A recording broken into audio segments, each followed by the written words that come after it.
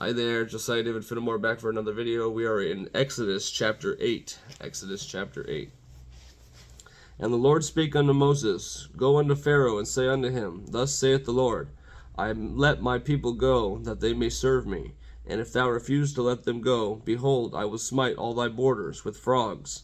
And the river shall bring forth frogs abundantly, which shall go up and come into thine house, and into thy bedchamber, and upon thy bed, and into the house of thy servants, and upon thy people, and into thine ovens, and into thy kneading troughs.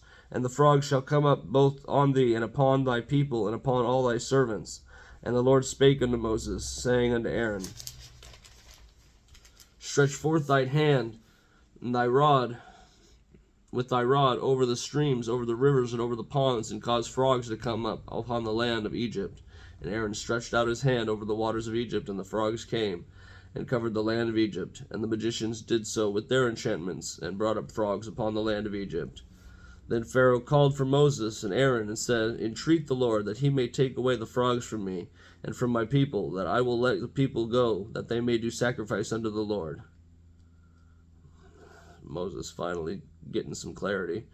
And Moses said unto Pharaoh, Glory over me, when shall I entreat for thee, and for thy servants, and for thy people, to destroy the frogs from thee, and thy house, that they may remain in the river only? And he said, Tomorrow. And he said, Be it according to thy word, that thou mayest know that there is none like unto the Lord our God. And the frogs shall depart from thee, and from thy house, and from thy servants, and from thy people. They shall remain in the river only. And Moses and Aaron went out from Pharaoh. And Moses cried unto the Lord because of the frogs which he had brought against Pharaoh. And the Lord did according to the word of Moses, and the frogs died out of the houses, out of the villages, and out of the fields. And they gathered them together upon heaps, and the land stank. But when Pharaoh saw that there was respite, he hardened his heart, and hearkened not unto them as the Lord had said. And the Lord said unto Moses, say unto Aaron, Stretch out thy rod, and smite the dust of the land, that it may become lice throughout all the land of Egypt. And they did so, for Aaron stretched out his hand with his rod, and smote the dust of the earth, and it became lice in man, in beast, and all the dust of the land became lice throughout all the land of Egypt. Oof. And the magicians did so with their enchantments to bring forth lice, but they could not. So there were lice upon man and upon beast, but they could not. So there was lice upon man and upon beast. Then the magician said unto Pharaoh, This is the finger of God. And Pharaoh's heart was hardened, and he hearkened not unto them as the Lord had said. And the Lord said unto Moses, Rise up early in the morning, and stand before Pharaoh. Lo, he cometh forth to the water, and say unto him, Thus saith the Lord, Let my people go, that they may serve me. Else if thou wilt not let my people go, behold, I will send swarms of flies upon thee, and upon thy servants, and upon thy people, and into thy houses, and the houses of the Egyptians shall be full of swarms of flies, and also the ground whereon they are.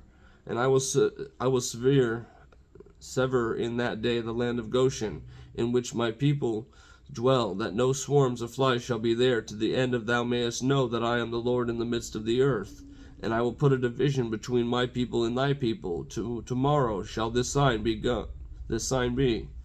And the Lord did so, and there came a grievous swarm of flies into the house of Pharaoh, and into his servants' houses, in all the land of Egypt. The land was corrupted by reason of the swarm of flies. And Pharaoh called for Moses and for Aaron, and said, To go thee, sacrifice to your God in the land. And Moses said, It is not meet to do so, for we shall sacrifice the abomination of the Egyptians to the Lord our God.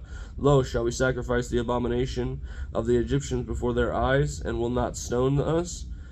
We will go 3 days' journey into the wilderness, in a sacrifice to the Lord our God, as he shall command us. And Pharaoh said, I will let you go, that ye may sacrifice to the Lord your God in the wilderness, only ye shall not go very far. Entreat for me. And Moses said, Behold, I go out from three, and I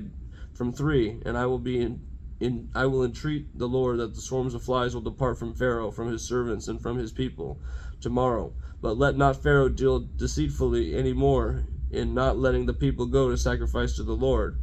And Moses went out from Pharaoh, and entreated the Lord.